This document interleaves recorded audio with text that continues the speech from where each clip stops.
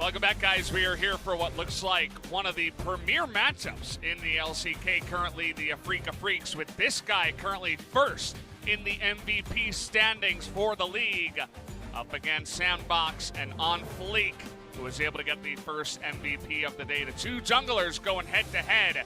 We are jumping onto the Rift again soon for Game 3. If you don't have a spiciness tolerance, maybe look away from this series. It's been a spicy one, Valdez. Been a lot of fire, been a lot of brawling. No one's letting the enemy team get any respite. And SANDBOX are going to wonder, how can we recreate the super creative double flex from game number 1 that got them a huge draft lead? Because without that draft lead in game number 2, where it felt like maybe they had the easier to execute comp on their side, Afreeca Freecs just were able to slam him down. We're going to see a Kiin ban here saying, all right, we've shown our Sejuani flex, we still want to first pick it. Can you actually find 3 bans that include the Sejuani that don't actually give us another first pick worthy champion? I think you got to ban it this time around on the side of Afreeca. I'm not a fan of letting that first pick Sejuani go through, as Azir is going to be the second ban. It was banned in game number 1, but all the way in the second round as the last ban. So Karma comes out again, just like game 1. But what's slipping? Something's got to slip. Something's got to give. Maybe the Jace, for example, as the priority has slightly gone down over time. But it all depends on matchups. So SANDBOX's third ban here, because they've been targeted so far. There's no tier list bans on blue side just yet. Support pool, Karma excluded, hasn't taken too many hits this series. And it's going to be the double Ucal ban. Okay, so he loses 2 champions that he's probably most famous for. If I'm thinking Ucal after this, I think of some of his big Swain games in the past and some other champions like that. This season, the Yasuo has been a big one. Sejuani does hit the ban list, so Zyra up, Yuumi up. There's a lot of power still left open. They did visit the Yuumi so far twice this series. What does SANDBOX want to first pick? What about the Lee Sin? How early does that have to be taken? Because Dread will confidently draft it first round. Ooh. Do they steal it this time? They didn't steal it, and it burnt them in game number 2. Prophet Smithy. No. Sorry. But it's I even had better. to type it up right before it changed. It's even better when I'm wrong, because they intentionally hovered it and went Aatrox. And I like to believe the hover timing was intentional. It wasn't just, oh crap, Aatrox. I think it was a fun hover there, saying, why don't you go to this and have something behind it? So Aatrox picked up on the side of SANDBOX could definitely be a jungle flex for them. Afreeca Freecs, do they want to rip away the Yuumi? They're not contesting it. They first pick Senan, the Nautilus, so I guess it makes sense. They take it early, and Dread says thank you very much. Now OnFleek, do you have a creative flex like in game number 1? Cameras on him. Everybody's thinking it. What are we going to have from you? Obviously, that Aatrox could still be flexed if you really wanted to. But let's see what it's going to be. Zyra. You mentioned it was still available. It's a safer choice against something like Nautilus because you have the liftoff, right? To go straight through the depth charge, so they will go this way. Could have been Xayah Yuumi too. They wanted to go that way, but they will just go for the Zyra. Allow Joker to have more lane presence, push up, and then have that extra range on the battle dance to get out. Afreeca Freecs, they don't have that champion that Ucal often jams in the first round and says, actually, I'm the god of Azir and Talia, so I'm fine. They don't have that champion, so seems like they'll just go for a bot laner. Varus will be it, so we get a rollback on the Varus Naught. Will be against Xayah Rakan this time.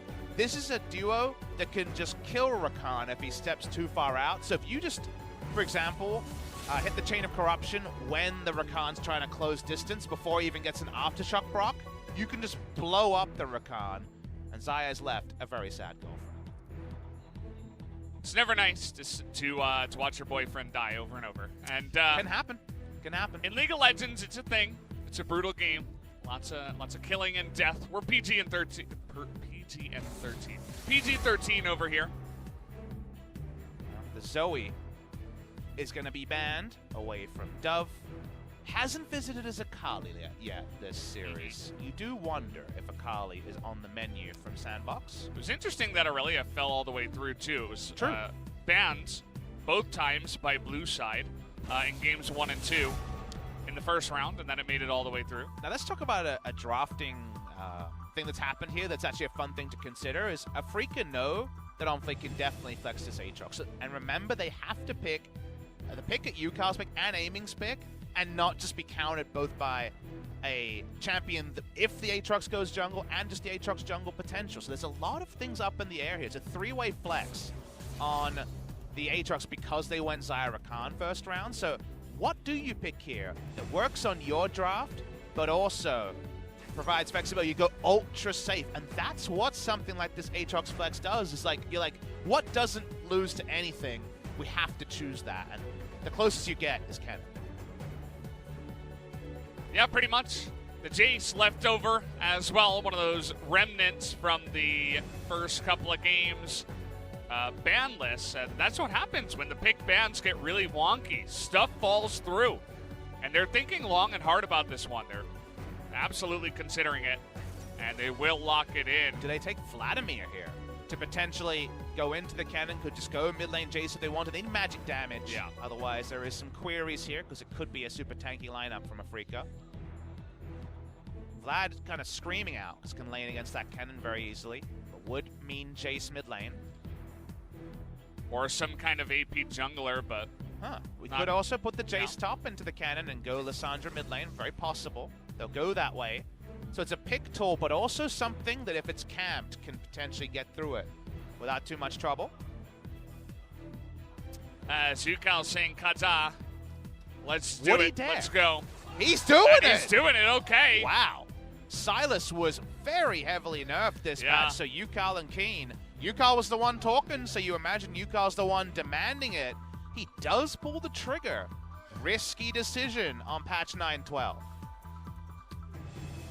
It's an interesting one. I mean, there's a lot of ults that you can steal that would be pretty nice, so I do like it. I was thinking maybe something a little bit more into the Lissandra, but it adds to a bit of that tankier kind of AP frontline and another engage tool into their composition that they already have. They want to go forward from here. But when we sat there theory crafting about if Silas could find a place before he's kind of a little bit rebuffed on 9.13, we kind of settled on maybe jungle, because like you see Peanut practicing, other junglers practicing it, you can still get the monster's shield, but the shield removal was a big nerf. The passive is super tuned down, so you hurt more when you walk up to the lane. You have to walk up to the lane more because you don't have a shield and you don't push as fast. So it's actually a huge nerf to his playstyle. Yeah. And it's not like it's like the Ultra God comp, like Pantheon, Malphite, all the, Nico. It's not the Ultra God tier ults to steal either, so it's actually very surprising to see the Silas come through. In fact, I would have loved to see the Swain roll back here, because it can just kind of look at the Lissandra, get through that lane, and be kind of a frontliner on the team. But it's gonna be the Silas. Silas era was gone. The win rate this season super high, but on 9-12, we need to be made believers. And Ucal might just be that guy to make us believe. Let's find out here in Game 3.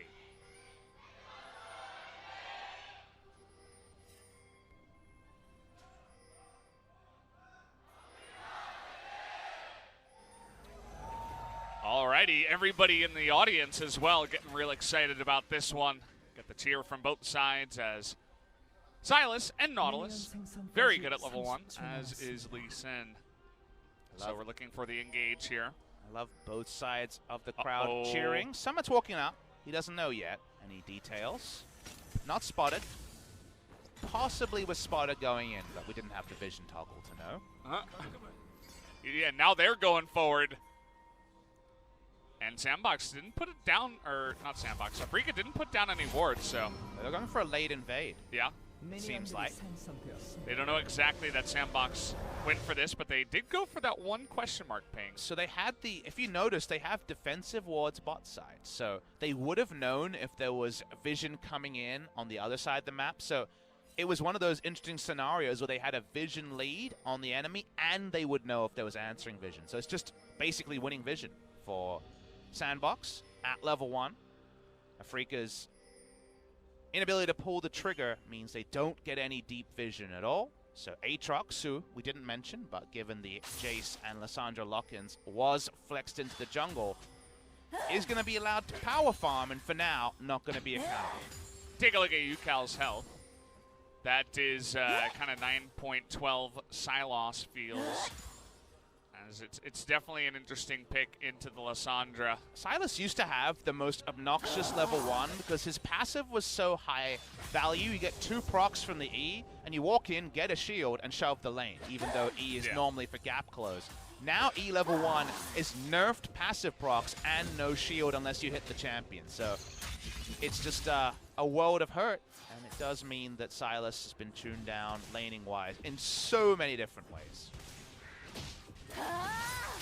It's definitely an awkward feel, but shield. Yeah, you did get the shield, and both of them have Aftershock, so not the most exciting lane. Imagine a lane without Aftershock for both of them, where electrocutes are going off, and we have ignites come out and stuff like that. Not today. Not with Aftershock. And no Aftershock on Joker, so it's not the 4 Aftershocks, it's 5 Aftershocks with the OnFleek Aftershock that you might have expected. That's been the trend recently. It's going to be Guardian here, meaning that perhaps he will play more of a defensive role than the Aftershock that really makes the Rakan always be fishing for an engage. Ucal's not really that scared to go for engages. He's actually going to ski out of it after taking the trade. Now OnFleek hanging around, noticing Ucal's trend of going forward, but Ucal smartly here. Not going to make any mistakes getting too close, but with the lane pushing, I will have to take that back as the nice read on the flash. If Dove didn't flash, he might look silly and people in the chat would be like, oh, nice flash, buddy, but that was actually the next level ahead of the play flash by Ucal. Nicely done. You got to convince us if you're going to run this Sylas. Would have been a very bad look if he went down, so happy that he went in there. From my eyes, it did look like the Dove flash was late, but Ucal read the situation well, so we will compliment him in that regard. Here are the summoners, the runes being thrown on the screen here. It's going to be Scorch from both top lanes. Summoner Airy from Kiin. Okay, so he wants a bit more oomph. We never see this, right? But it is going to be opted into, the extra oomph of the Summoner Airy. Does confirm AP as well. Yes. They're both got the Airy here this time. Not too uncommon from the Jace, as we are looking deeply into this bottom lane. Not too much action. We're looking for it before. You can see that Aiming has a nice little lead, but he's also pushing. This is where I want to see. Yeah. Everybody wants to listen to Lissandra just scream the entire game. A Korean exclusive for a long time now. Yeah. Dread looking for a lane gank. Not spotted just yet. Senan's got everything up. We know he's very flash trigger happy. Ucal gets a good trade. That time the shield would have been there, even if it was off screen. And OnFleek spotted. Great time for a gank, but no openings for Dread on the bot side. Okay, here we go, the engage, but we have Dread nearby. Looking for that play. The Ignite comes down. No Feather's going to root anybody, as OnFleek did have to come on in. But they do get that flash and heal away from Ghost, so a win in the Summoners at least. They even get another smart invade timing because they know OnFleek's on his Crux. Damn, they're getting so much value from this ward placed about a minute ago. Yeah, it's a fantastic ward. They got Senan now in the brush, and they're looking to turn this one around. The root now onto Aatrox. There's the plant, but he's pulled back, and it's denied by Senan, who flashes forward for that one. And meanwhile, Eamon's going 1v2 on the bottom side. Didn't even see that, as Dread now has the Q. Is going to kill him there at the end, as there was no escape for OnFleek, even after he tried to flash away. They're styling and they want more. Senan here trying to tank this one up, and he will go down, but it is that win in the end, as the push will come forward as 3 kills go the way of Afreeca. And it's effectively a 3-for-0. There's not even any local experience for anyone to pick up because everyone's dead. Big moment there for Afreeca Freecs. They punk SANDBOX Gaming through vision plays, and that's a lot more bloodless than Afreeca's usual advantage. We watched the replay here, the deep ward. Another reason this comes off is the early deep ward. Senan is a monster flashing in to deny the blast plant. You have to flash in early, right? You got low attack speed. It takes a while for him to swing that anchor. Yeah. They come in here, they finish off the first kill. No extra auto like when Broxah went in with a ward jump, didn't have that up, but of course has the E in order to finish off the kill. Senan goes down, he's happy to tank, he dies to minions, no problem. Big moment for Afreeca Freecs. This is a replay here. We missed this. This of course I want to see what happened. During all the excitement. Ucal hit 6. And he found the extra engage. So I guess he was able to burst him down. Not 100% sure as Ucal gets extremely low. I guess we just wanted to highlight that very close play in the mid lane.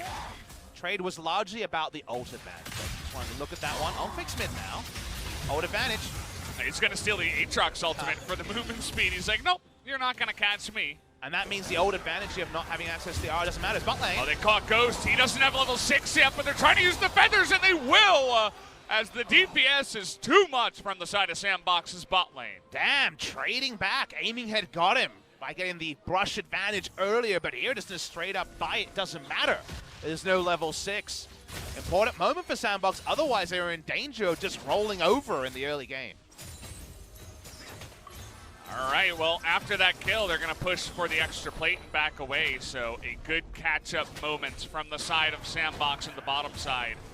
Aiming must have felt like the extra level was going to be enough. He used his flash aggressively to force that to happen into melee range of Isaiah. Goes down anyway. Dread lying in wait here. It just feels like the action never ends. It really doesn't. It really doesn't. Okay, maybe it does. He missed his cue. It's because we said it was never going to end. Cast a curse. Yeah. But the action when it comes to objectives continues. They're on the Rift Herald. All with the information to SANDBOX, but they know with Zyra Khan in base, this is not a timing they can end. Yeah. Not the Rift Herald, but the Infernal Drake will go the way of Afreeca. And it's just a great response. Gripping up S4 when you know the bottom lane is going to back. So they get that big objective. Next one will be Ocean. So not the biggest follow-up, but OnFleek here out of vision so far. Looking to set up for a dive potentially with Lissandra coming up here. A little bit low on mana, but OnFleek gonna try to cut him off. He doesn't have stopwatch, it's so hard to deal with. And a flash forward, stun comes down on a dove, but he has Aftershock and will be just fine. The 3-man dive will work out for them in the top lane. Flash there was to reposition to threaten damage, but also try to AoE with the ult down the minion wave to make the dive harder. It doesn't work. Kiin goes down. Bot side, Afreeca making a answering play though. We're going to see some turret plates cashed in. Maybe a bit of a race here even as 3 members in the top side trying to push it down as fast as possible. Chains of Corruption going to go wide, but they find that ultimate from the Nautilus. Still trying to get Joker with a double knockup. Should be able to trade 2 as Senan was tanking for a long time and not able to really get in there. And so Summit being there with the TP will save the blushes as 2 members for 1 is the trade in favor of SANDBOX. Aiming sticking around though. He's not giving this one up. After his mid lane and tried to go ultra aggressive. He was trying to be a budget Aftershock Rakan of his own by going in for the engage there, but was turned around. Nicely done by Ghost and Joker to get the 2 kills. On the turret. Gonna see the replay of how this all happened in real time. After the 1R misses, they don't CC both, and that means they don't force out the Feather Storm. The extra damage and the TP down by Jace was why they could turn happily onto the Sylas and take him down. And now we're sitting on a 3-0 Jace for Summit. This guy was banned out from his Jace in game 1, and was banned out in game 2, first ban on blue side again by Afreeca over SANDBOX. And now they let it go through, and now he's sitting pretty so far. So we'll see if he can be the carry from the top lane in this game. Interesting build path too. Looking for a Black Cleaver rush on the Jace. When you're against a summonary cannon, you would just assume it would be some lethality, right? Gonna go more of the team build, at least as the first item. He's against a lot of Aftershock and frontline, so it seems like he looks at the game, he looks at how the enemy team plays and says, we're probably going to be fighting and skirmishing a lot, and does go the way of the Black Cleaver in order to amp up the Aatrox and Xayah damage. Yeah, gotta hand it to him. Definitely a good read here. And once again on Vision, Afreeca flexing their muscles, saying, come at us, bros. You know what? SANDBOX are very likely to oblige. Yeah, they like to fight, I hear. And I've heard before, but Ghost very far back in the base, so it is going to be a 5-on-4. to the side of Afreeca, but we're still going forward. They're trying to burst down the Aatrox, but they will, but a 3-man knockup going the way of SANDBOX, but can they follow up? The answer is no, as that's generally how 5v4s go. The 2 kills go in favor of Afreeca, and they also get HLE. And if you're gonna posture, you better be sure you have all your tools in place, and Xayah was the only champion not to be there. Afreeca must have known the recall timing and known that aiming walking up could not be responded to with Ghost, so they're gonna get a nice little truckload of gold from this. No mid lane turret, 3 plates almost instantly. Certainly an interesting decision from the side of SANDBOX to stick around, especially with new Aatrox. As more fighting. Who could have predicted this? As Joker taking a ton of damage, TP coming in, and now Senan trying to save his ally. Will not be able to. Well, saves his ally, but he can't save himself.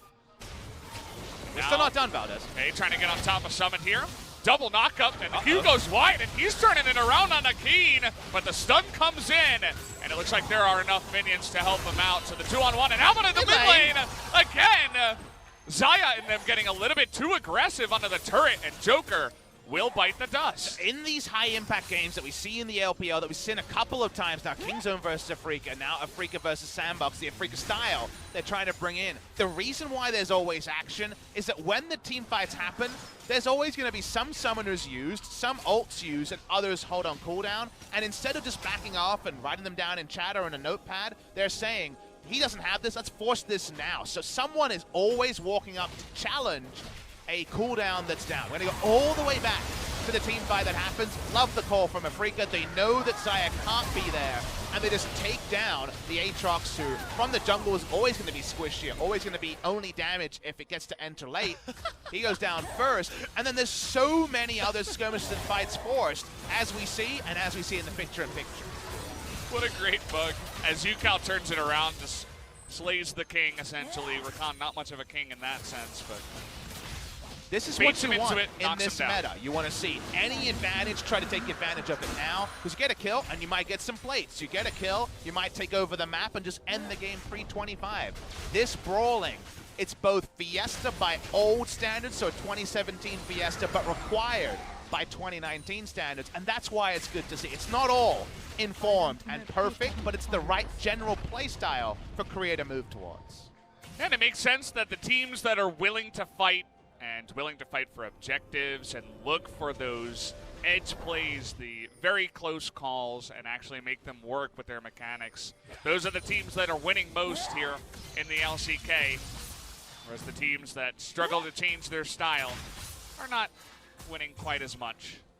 So, once again, looking for action here in the mid lane. The Ocean Drake did go the way of Afreeca, with Infernal up next.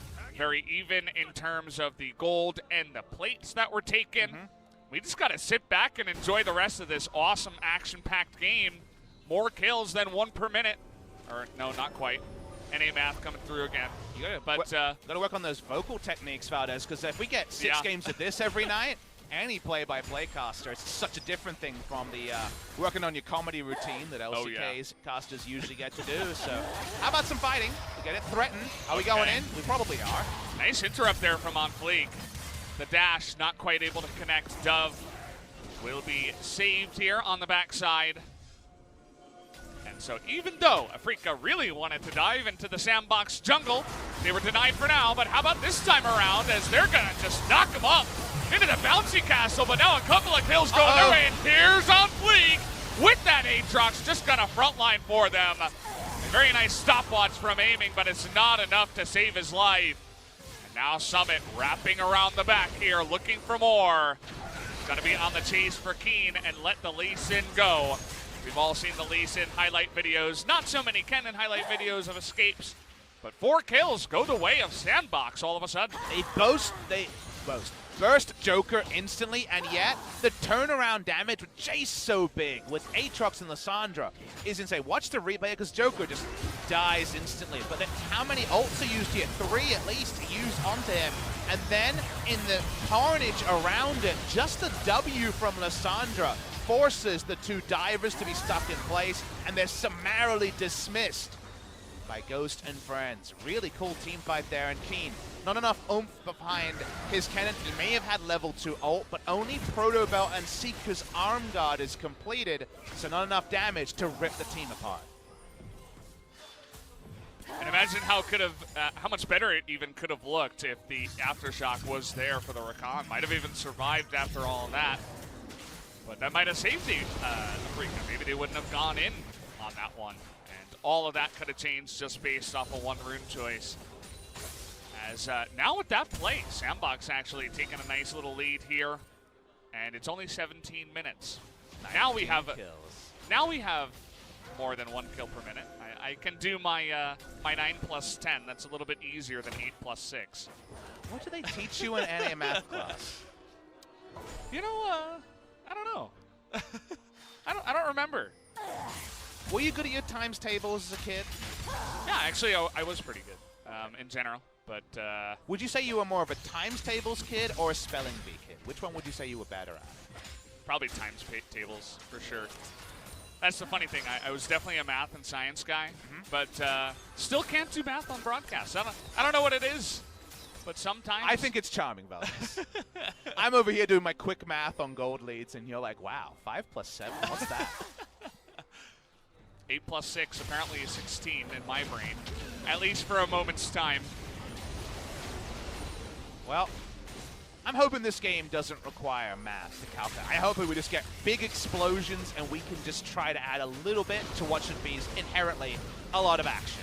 Every time the Q comes in, the Lee syndrome in this game is real. You knew it was coming! Wait, but he might just die! He's gonna live actually on the backside. The Proto Belt and the nice dodges here, and now he's not gonna live as the follow-up from SANDBOX. And yet again, another reach from the side of Afreeca will be snuffed out from SANDBOX. Well, that was a read. The Lee syndrome was so real. Dread saw something, thought he could force it. He had a lot of CC on the bot side. But SANDBOX is there first. He didn't know about that. In the mid lane, aiming. Almost just dies. He does have his ultimate, thankfully. Joker going to take a bunch of that damage, but Ucal coming in from the side. Kind of interesting as Dove now getting in the action, has his demolish. Doesn't want to waste any time on the push in the bot lane. Should be able to get this tier 2. Kiin has only been able to add Sorcerer's Shoes to his build. Still doesn't have that zone. He still doesn't really have an ability to dive. And while this game has been action aplenty, I want to take everyone's attention, take your mind back to the draft, where the Aatrox and Desire Rakan forced a super conservative pick. They had to pick something, so they had 2 picks after. They had no information revealed about where Aatrox is going, and they knew about Desire Rakan. They had to take something, Valdez. The most conservative champ is that cannon, and the cannon's been hunted this game, and really, for now, can't put out too much. We're getting the replay around this play. Dread went in thinking he saw something that wasn't there. SANDBOX able to make a nice move.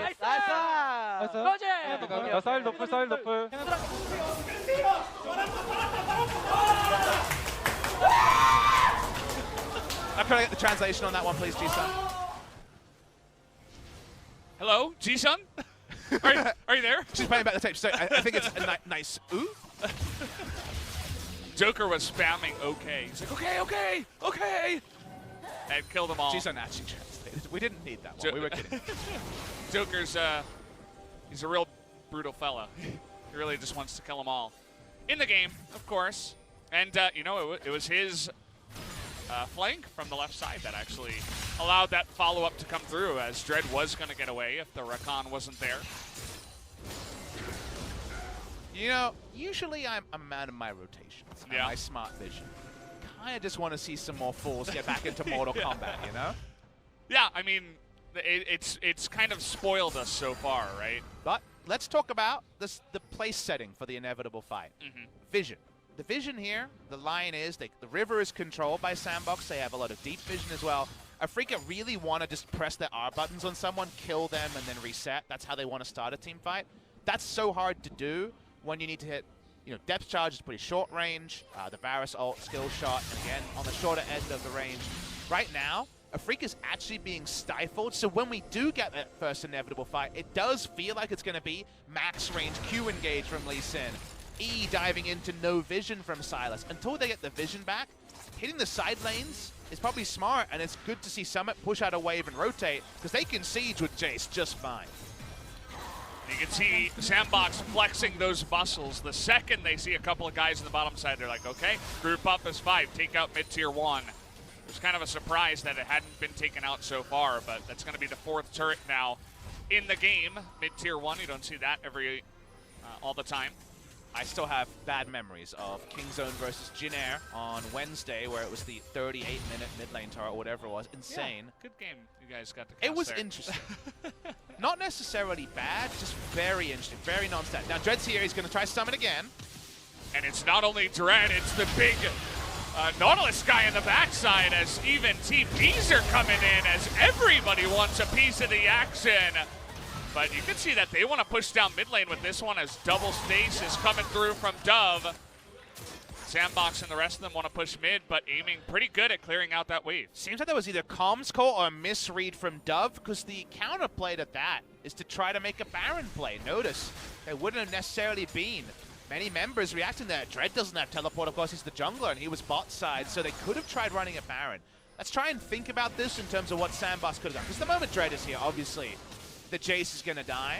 When is the TP summon? Chosen to be summoned now. They're all in range, and there's assist pings on the Baron, but it's an ultra split call from SANDBOX, where it feels like the punishment should have been Baron. Man, something about zooming in cameras is causing very interesting Lissandra bugs. Lissandra just wants attention, man. She is very loud, not only with her voice, but with her particles. They're all over the place. She's obnoxious. Yes. Obnoxious champion. And we're not even talking about point-and-click hard CC. We're talking about she shouts a lot. Yeah. I feel like everyone at some point in their friend group have had a friend kind of like Korean Lissandra. You mean like Ucal? he kind of does that, you know? He gets hyped up.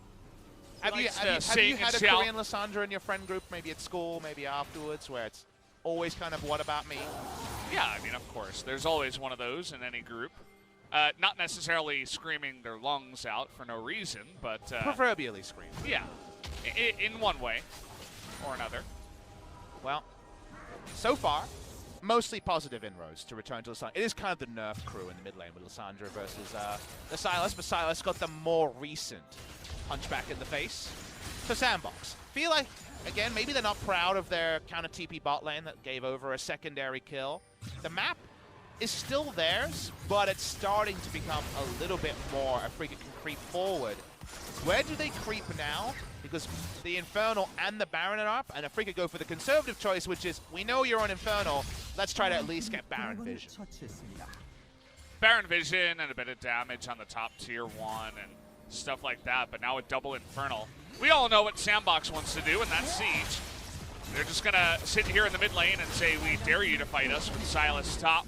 Without TP, they've got to know that as well. SANDBOX moving as a unit, looking a bit more fluid, especially with their map control in this game. Had to be pretty conservative. Nautilus can't just clear vision and place vision very fast with his insanely low base attack speed, so couldn't even clear the control ward, but gets the spotting ward. The Dove will not be sweeping. Okay, so the spotting ward is actually a little bit further away from the entrance to the Baron. You won't see people DPS in the Baron and kiting away the spit, but you will see them entering the pit. That's the most that apparently Senan thought he could actually grab.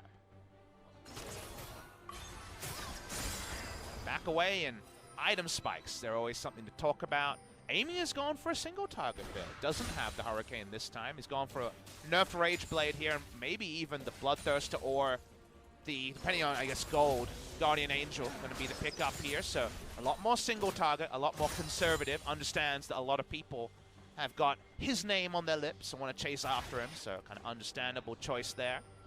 Meanwhile, Ghost is gone for the IE second up. Essence Reaver attack speed coming in soon. And there's just a cavalcade of black cleavers around the ring. We do have a lot of them here. As Dread now, he's the ninja on a mission here. One ward spotted. They know it wasn't placed by him, but he's going to be spotted on the drink ward afterwards. Okay. Seen a lot of big side engages from just this brush. Red side champions engaging from there. Usually Rakans. Over in the LEC happened a couple of times. So lying in wait some ways there. Poke sign to her. That's Black Cleaver and Lethality. So getting to be greedy now is Summit after his strong game. Taking back Baron control. We actually, because we don't have the overlay, I don't know how many vision wards are left. So oh boy. what do Afreeca have? Because they don't have their Nautilus or their Barons. Not wasting any time here. And now it's going to be up to Dread once again at the Baron to make the hero play. And SANDBOX are going to respect that. They see the rest of the team coming in, and they say, well, we're going to start it, but we can always pull off. We're not ready to go for it just yet. Wish I had the items there to know if that was an enforced back timing from Afreeca, where they realized, oh, we have no control ward, someone's got to go. But seems like SANDBOX made the control play. They're walking up, contesting. Does Dread want to do something here? Not going to pull the trigger this time. See that Afreeca down in Infernal and down 3,000. They're not scared to take fights. They have this big team fight composition that they can make work if they get a great engage. And they've shopped more recently, so they probably have a control ward lead as well. So SANDBOX can't just recall, because third of an Afreeca Baron is there as well. So a lot of posturing around this objective. Both of the teams showing a bit of respect in this one. 2 control wards in inventory. Just a single, back on the objective. Dub just gonna ult Ucal in the face, just tell him to go away. I know, Dub didn't ult. He, was the Ucal self-ult, I believe. Yeah, looked a little bit strange, but... he was trying to face check and I think just went for the panic self-ult, which is fine in that scenario. Does allow him to cycle once again. And we back away, so a lot of posturing, but no Baron claim this time. The killer minute action is gone, because the Baron is a really big one this game. I feel like that's the swing moment, the moment the Baron goes one way or the other. Because SANDBOX have had general map control, and Afreeca spent the whole time being like, no Baron, no Baron, no Baron for you, the fallback Mountain Drake should be a pretty easy one. Summon has TP advantage and can solo that one pretty trivially.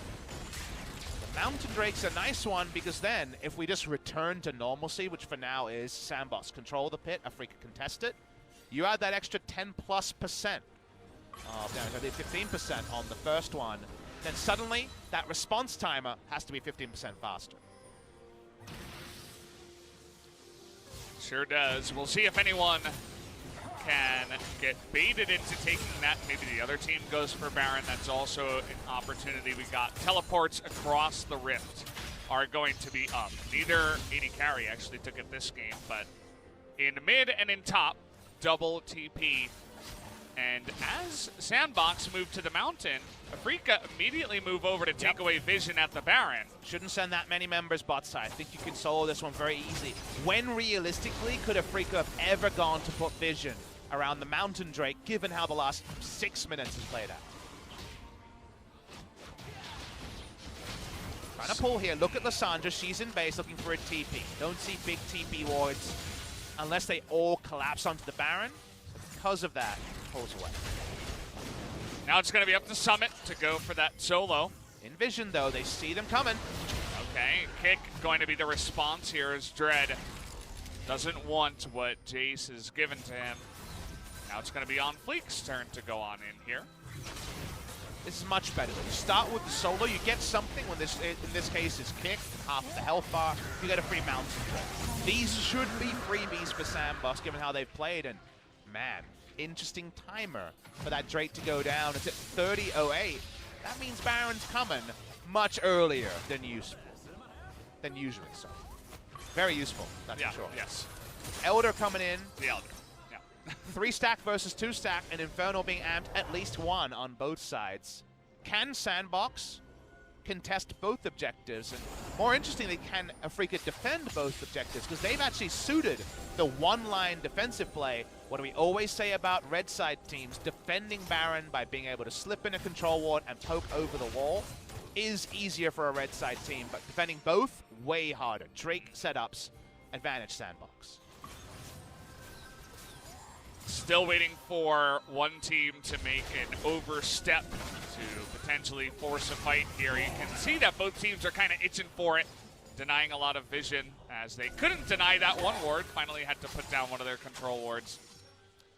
As it's so fluid just watching the two teams go back and forth trading vision. Right now, no control wards on the map, only 1 in the inventory from Afreeca. So it suits SANDBOX to create pressure like this. Push up, minion waves pushing out as well, and try to make Afreeca walk up and just see what sticks. They're actually trying to find members in the enemy jungle here. I like that kind of play. Just see if anyone's getting a little bit too greedy on the defense. What happens if you crowd them out of the jungle? You get that aggressive vision for something like the TP play Dove was posturing for, being much higher value. And now on vision with the trinket ward that comes in. Afreeca know about this, but SANDBOX, no fools. They're going to back away as the dance continues. It's a delicate one. It is a game and series deciding one, and that is what slowed down this series. Afreeca don't have eyes on this spotting ward. It's doing a lot of work. They were looking to engage onto the Nautilus potentially. He's not super tanky as we got a fight down on the bottom side too as the Guardian Angel comes in, but Kiin, super low on health, is just gonna get burst down alone, and SANDBOX, with their aggression, are going to win this fight in a big way. Another GA here onto aiming. His is going to be blown as well as Afreeca get totally routed by the side of SANDBOX. Even Ghost here looking for the play onto Ucal, who's going to try with the feathers and the Kingslayer, but it is not enough. That will be 4 kills in favor of SANDBOX. The epitome of something's got to give. Dread's looking to assassinate Ghost. Okay, the kick comes in, and that's going to be easy. Quick 1,000 gold straight into the pockets of the Lee Sin, but is it going to matter all that much as SANDBOX are looking for the inhibitor? It means maybe that the end is delayed, because death time is much longer than you first assumed. Kiin will come back, but does delay the death timers a bit. It also means only 1 lane pressure and not 2 lane pressure. The 1,000 gold, probably not as relevant, right? Because it's onto a Lee Sin who can only do so much with gold in the late game. Something's got to give. When you've been defending for this long, when 1 ward had been put down to spot, they saw Dread at every moment here. No one's hiding back like they think they are on the side of Afreeca, and then aiming is just caught in no man's land. No front line, no way out, has to fight, goes over the ward, even there, dismissed where he stands. And Afreeca say, we've had enough of the fighting. We're going to go in, and aiming gets interrupted with the blasting plan. They're going to burst them down 100-0. And here comes the Rakan trying to help out. The GA is available for the Jace. That will be another couple of kills, or will it? As Dread is going to turn it around. Who is this guy? Ucal's rolling. As now Afreeca might just win the fight off the back of that. I can't believe it. As Ucal on the chase, Joker should be able to get away, but somehow with Ghost down, Afreeca able to win that one. And Afreeca did the mental math. The death timer being offset was so relevant because he wasn't there. They walk up SANDBOX thinking they're fine, but without Ghost there, Afreeca get the answering kills and keep this game still within reasonable bounds. It has not fully snowballed to the enemy side. Look at the death timer here, 7 seconds on Xayah when this play starts. So even though aiming gets exploded and Aatrox gets his passive, his ult passive alive, to keep going on, the timings here, the fact that Afreeca can win, and it's only a 4v4, right? It's not a 4v5 like they're playing. Big mistake from SANDBOX here in this particular case, and now we have all 5 people from both teams on the Rift. The Baron not claimed, the base broken in 1 spot. Could Dread assassinating the Xayah be actually the turning point of game number 3? Started out so well, but then they went a little bit too far, and Dread, against the run of play, somehow able to pull that one off. You saw the rest of the team just backing away. They're like, oh yeah, the Lee Sin's dead. Well, no, because you backed away, your Aatrox died. So now we're fighting over the Elder. Baron is just, you know, old stuff. Nobody really cares about that. We're all about this new Elder Drake that just spawned. Well, guess what? The Vision's not prepped here for Afreeca, so it's much more 50-50.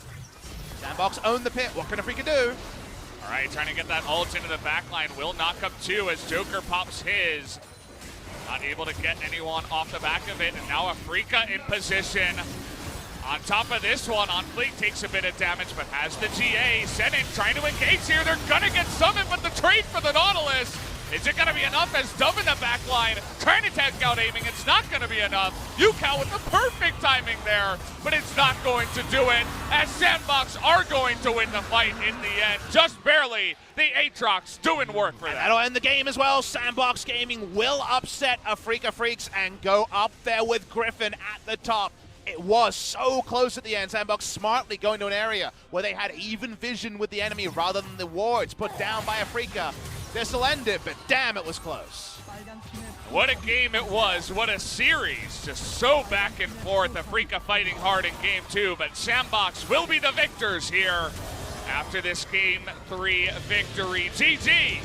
Absolutely deserved to the side of SANDBOX, who prove that they are more than that new team up from Challenger. They deserve to be at the top of LCK. And the takeaway from this game is a really important one. And what I take away from SANDBOX Afreeca is not that SANDBOX is a bit better than Afreeca on the day. Relevant, an observation to be true.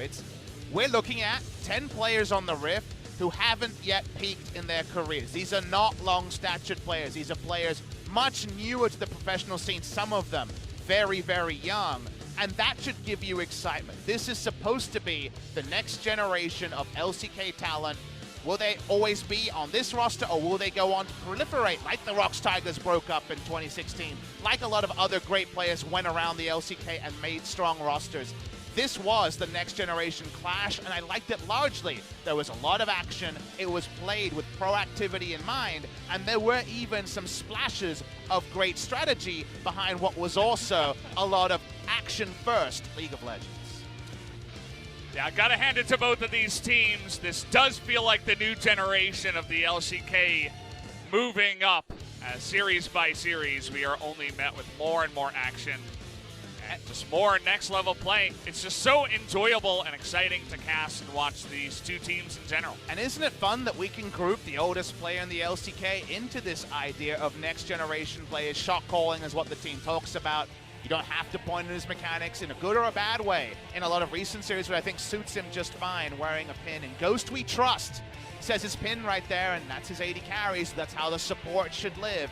He's still a player who hasn't reached his peak. That's the thing we're talking about here, is he can still get better. He can still work out what champions work for his talent pool and which ones don't. He is still a core member of this team.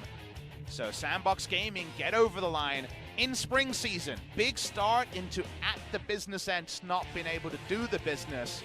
They just get a little bit better, Valdez. It doesn't take a lot better than spring SANDBOX to make it to the finals of the LCK. And right now, with some of our names up, some of our names down, who's to say the SANDBOX might not be there at the LCK Summer Final? And it'll be very interesting if they do actually make it there. We're still pretty early on. We're just about halfway through our first round, so just about 1/4 done with the LCK Summer. But these guys certainly making an impression, and I feel like this meta is perfect for this kind of team and the way they love to play. They absolutely deserve this win tonight. Wonder who's going to pick up that MVP. I actually voted for OnFleek in the jungle. I think I gave it for Summit this time. Yeah. So I don't know if there was a outright deserving person. I think it was very much a team performance here. Yeah. But don't think they're concerning themselves with MVP. This was a really tricky fixture against Afreeca coming off their Kingzone victory. It's a big win. It is a big win. Certainly, we will see Kingzone in our second series. So this kind of big three, it feels like we have, alongside, I guess, Griffin and the big four, in action over the last couple of matches in a row. So cool to see. After some games that definitely left a lot of people coming away saying, okay, his career just, not really a factor anymore in the World's qualification. We're going to watch the replay here of how this one all went. The moment that Kiin got a really good connection in the front line, I was actually baited into thinking Afreeca could have a lot going on here. Yeah. If you watch how the fight is set up, he does zone a lot of space after the start of the fight. Everything gets low, and then Kiin dives in. You think, okay, maybe this is the moment. Dove, though, is doing the same thing on the bottom end. Look at aiming, just not being able to auto, solo zoned by the Lissandra. Between the stasis and things, the amount of happy footing that has to happen for aiming here. He had the most frustrating of team fights on this Varus. Ghost able to do more damage relatively, even with the nice dive attempt by Kiin. Two champions that are really good in late game team fights, Lissandra and Aatrox, both doing work on either side, right? Aatrox able to get the one kill because it was separated into two parts. So OnFleek sits there, gets a kill. He's not going to die. You can't really, they don't really have the DPS anyway because aiming is totally zoned out by the Lissandra. And also the Lee Sin for Dread not really able to help out too much as the kick was a bit late after Lissandra had already done all her stuff. So just a better fought team fight for SANDBOX. They were already ahead.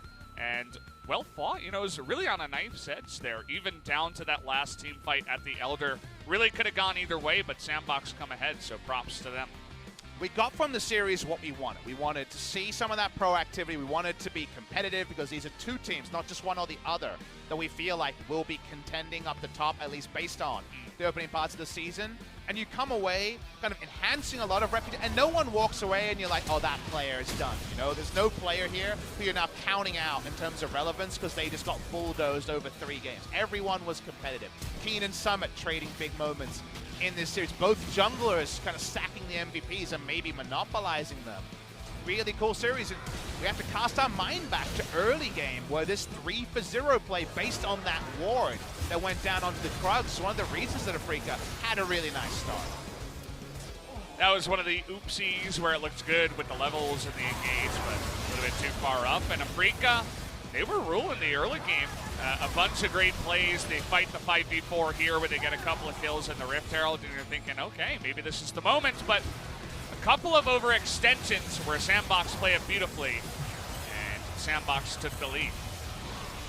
Action-packed all the way through, and doesn't feel like it really reinforms our opinion on the Silas. Did a lot of cool things that Ucal was able to brawl, but you know, I don't want to make it about me, but I just think about Swain in this same game, and I feel like would have occupied the same role and done it more reliably, but I imagine the Silas mechanics are more fresh than the Swain mechanics, given 9-11, etc. There's a lot more recent interrupt from OnFleek here was what actually started this play, which is cool to see. OnFleek actually ended up baiting his team into this fight that ended up getting won by the Afreeca Freecs. See, they begin to walk away, and they're like, oh, he's not dead? And then OnFleek just gets queued, and without the Xayah, who's just slowly walking alone back from base. That was actually one of the slip-ups for SANDBOX, but they still did end up winning this one. I'd like to listen to comms here. BG-san can fill us in on anything super interesting. So what's the big fight?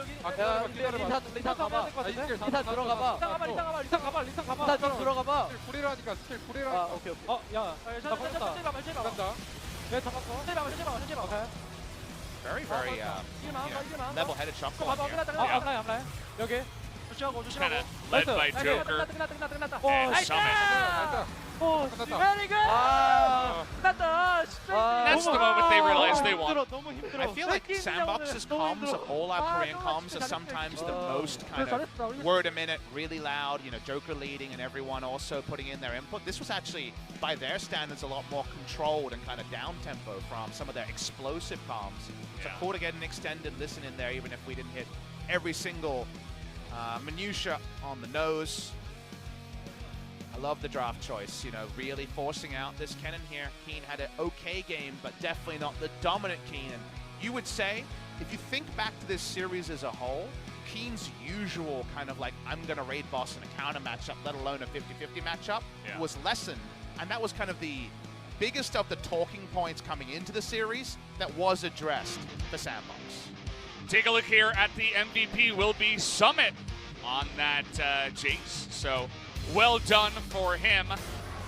He comes in here, saves the team with his TP. But as we mentioned before, definitely a bit of a team performance this time around from SANDBOX. Full series, you know. It does feel like it was a fun series. We've definitely had some that haven't lived up to the hype. The LCK in 2019, a lot of rolling, a lot of action. Kills slowed down as that big objective that was likely to decide the game was on the menu. And was Baron ever taken?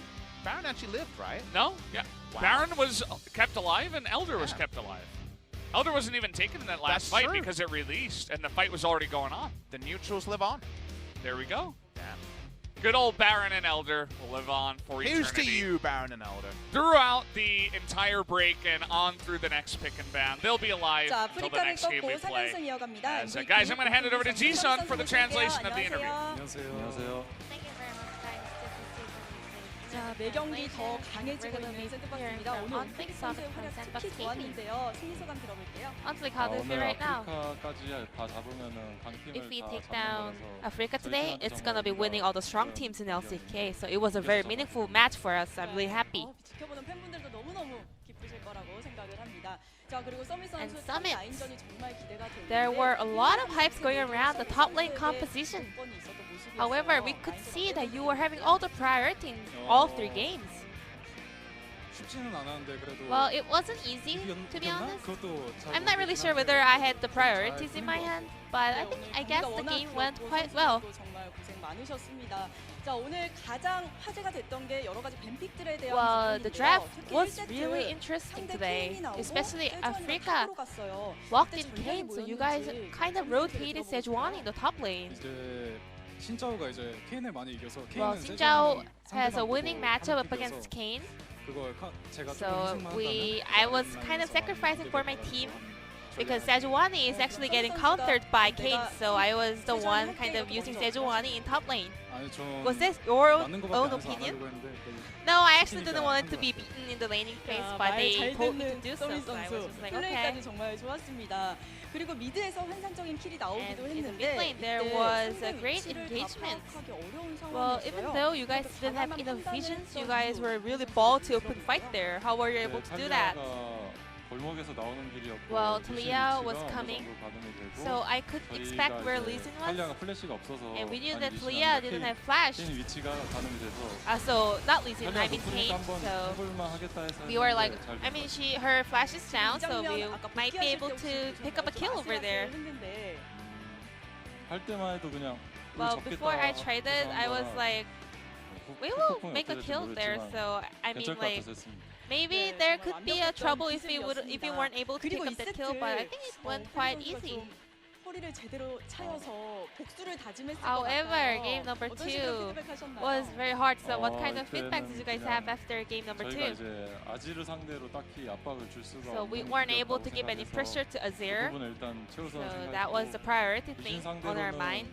And 또 다시 speaking of the 해봐도 matchup 괜찮을 것 같다고 against Lee Sin, I thought it was a very not a bad game on my side. So we kind of wanted to didn't really actually want to ban out Lee Sin. 이렇게 빨리 등장할 거라고 예상을 하셨나요? And Silas showed up. Did you expect that? 챔피언이 좋지 않다는 No, 걸 not 알고 really, 있어서 because Silas is quite bad nowadays. So I didn't really expect Afreeca to pick it. 어떤 식으로 하고 계신지 궁금해요. How does SANDBOX rate 사일러스 Silas currently?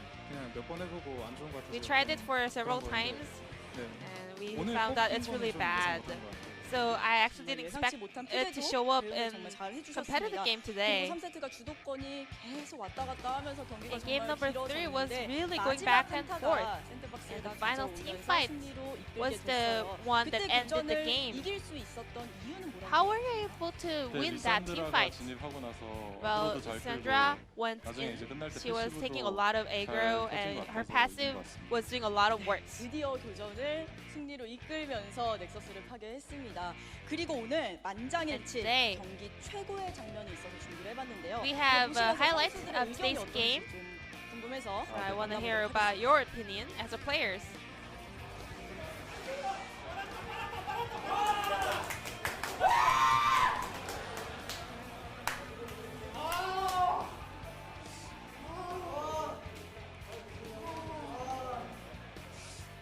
감독님이 오늘 수명이 한 5년은 줄으신 것 Well, head 같아요. coach, he was really 이렇게 뒤에서 emotional 열렬한 watching 응원을 your game, 보내주시는데 supporting you guys 어떠신가요? so 이렇게 hard. 만나보니까.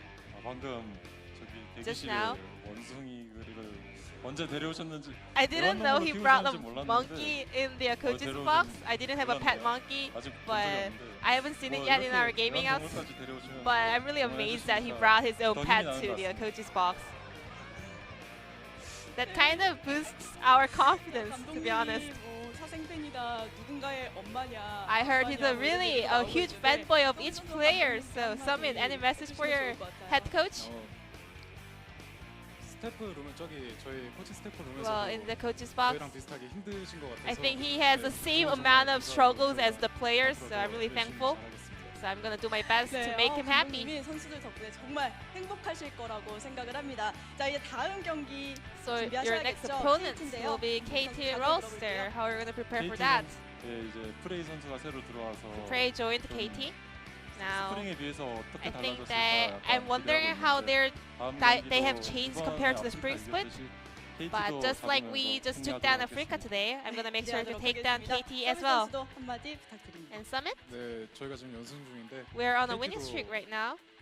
이기고 So I wanna beat KT and make him 쭉쭉 go 승리가 well. 계속해서 올라가시길 바라보겠습니다. 여러분 다시 한번 큰 박수. Once again, thank you very much for this interview on Flick Summit, 네, and 승리 I'm 정말 gonna pass it back to our 축하드리고요. casters. Thank 감사합니다. you. 감사합니다. 온플릭 선수, 서밋 선수 함께했습니다. 중계상 연결할게요. Thank you, Ji-sun, as always, for the wonderful translation there. Always good to get the reaction of the reaction video. Yep. That's always a lot of fun, especially with the SANDBOX coach. And yeah, just a fantastic series. Might have been the most hype one I've casted so far for the LCK Summer, as those two teams were very evenly matched. But SANDBOX just barely is able to skirt ahead and secure that third place position all for themselves. That means that Afreeca Freecs are now a step behind the 4-1 crew. We're going to actually see a potential 5-1 team be set up in our second match of the day. Kingzone's second series and final series of week number 3 is against Damwon, who themselves are around the conversation of the top. So it's going to start a little bit late. It's 8 p.m. Korean Standard Time, the usual start time now. It's probably about 25 minutes to half an hour break, and around 8:30, we all do it again. Yeah, so we'll be back. I'm sure you guys came here for the first one, but make sure, you know, play a game of whatever game you want to play. And it could be League of Legends, could be LOL, TFT, we don't care. Just be back in 30 minutes for Kingzone versus Damwon.